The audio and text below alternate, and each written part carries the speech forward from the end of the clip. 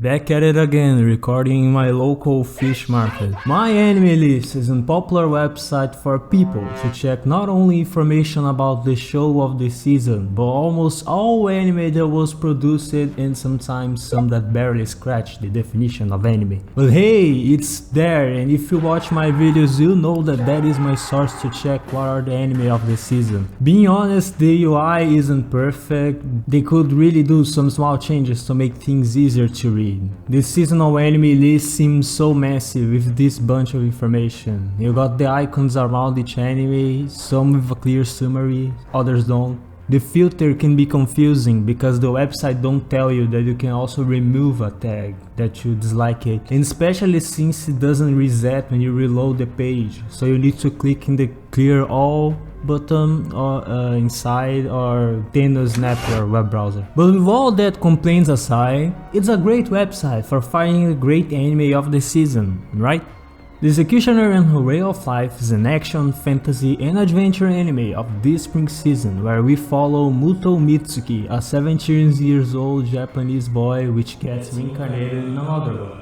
He gets kicked out of the castle where he's summoned since his power is null, and that's where he meets Menno, a priest that serves the church and helps the lost ones, which are the people that gets reincarnated by the high society, in which in this world is an act of taboo. She tells him that will help him and takes him to an abandoned church. Turns out that every lost one has a power, but in his case his power is to nullify anything. That's why by reading Nu, the king and his servants thought that he didn't have any power. But there we go, the weak protagonist is actually overpowered. I can't wait for his displays of his powers and his relationship with Menno, which is such a fun character.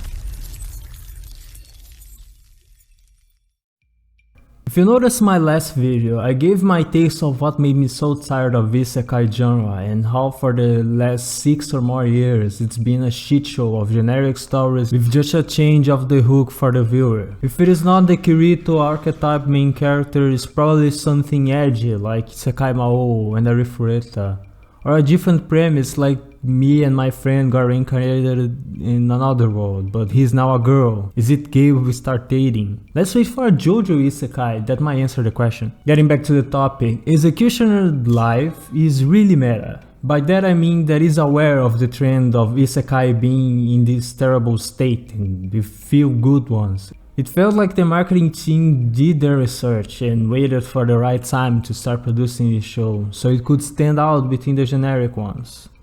Maybe it was all a coincidence, probably, but it worked. I mean, kinda worked.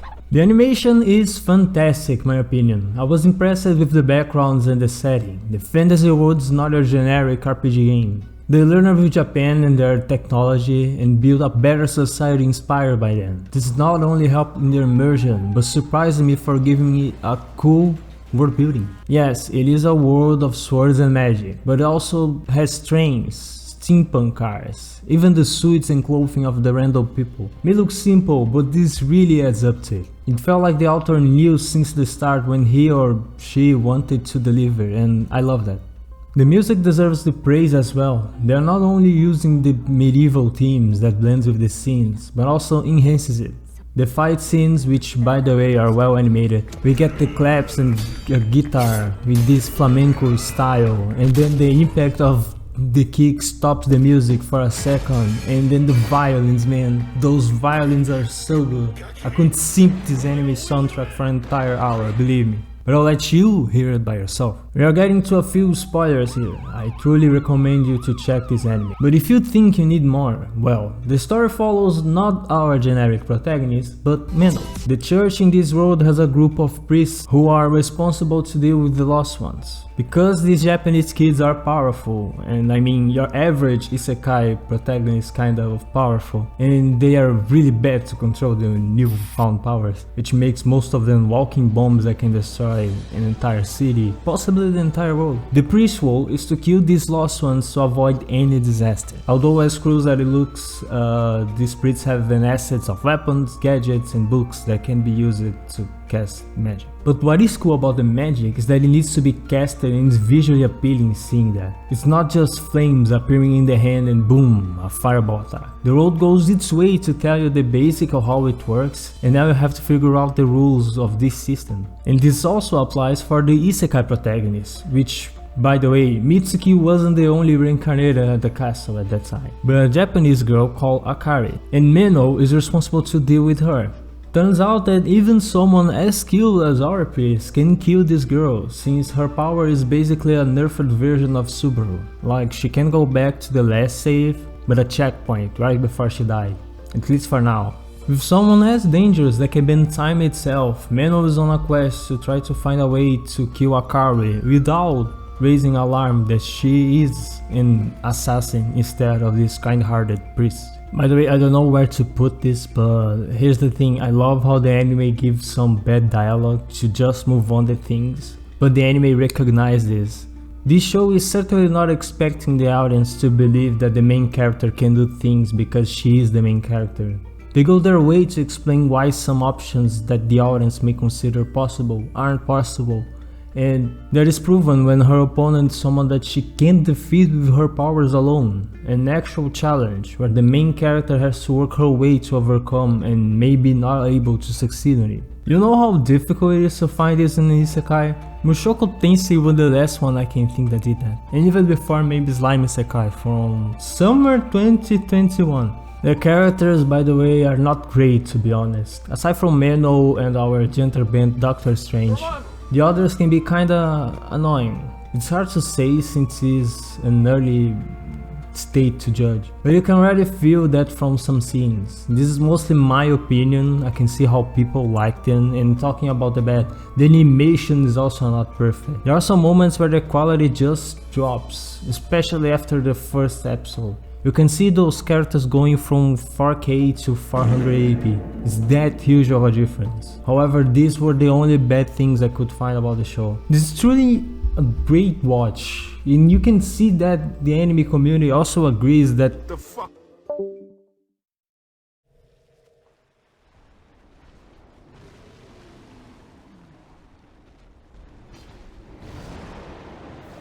This is why I believe that my anime list should not be your source for anime recommendations. At least not the score, or some reviews. There is some sane and great people who did great reviews of what they like and dislike of the Executioner's life. Thank you guys for that. But there are some that are just... Why don't you back it up with a source? My source is that I made it the fuck up. And you can tell that they are just finding reasons to hate the show for their reasons. They can't say the art is bad because it isn't. They can't say the character design isn't good because it's not. They can't say shit about the music because it's great. These are all excuses to hate on this show, and you know what, I kinda understand them. They are Isekai fans, just like me. The problem is that different from what they believe, this anime don't clickbait you to think that it's not like your average Isekai, because it really isn't like your average Isekai. Animation, music, story, world building, everything is way better than those self-inserting trash dumpsters that we get every single season, and don't you dare say the characters are not good.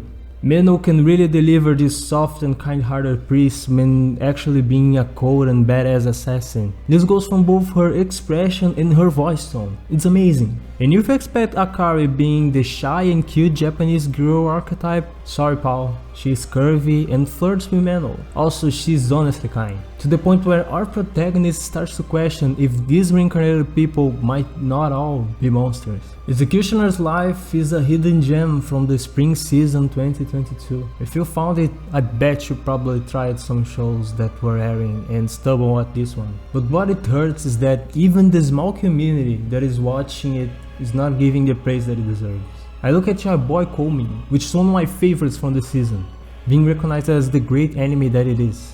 It has its faults, yes, but it does so many things right. And that's why if someone goes to this messy website, scroll down, and sees a boy Koumei with less than 100k members with that high of a score, this person also found her hidden gem. And how happy I am for him or her, because it really is. Meanwhile, Executioner's Life is getting the same score as I expect from the generic trash isekai.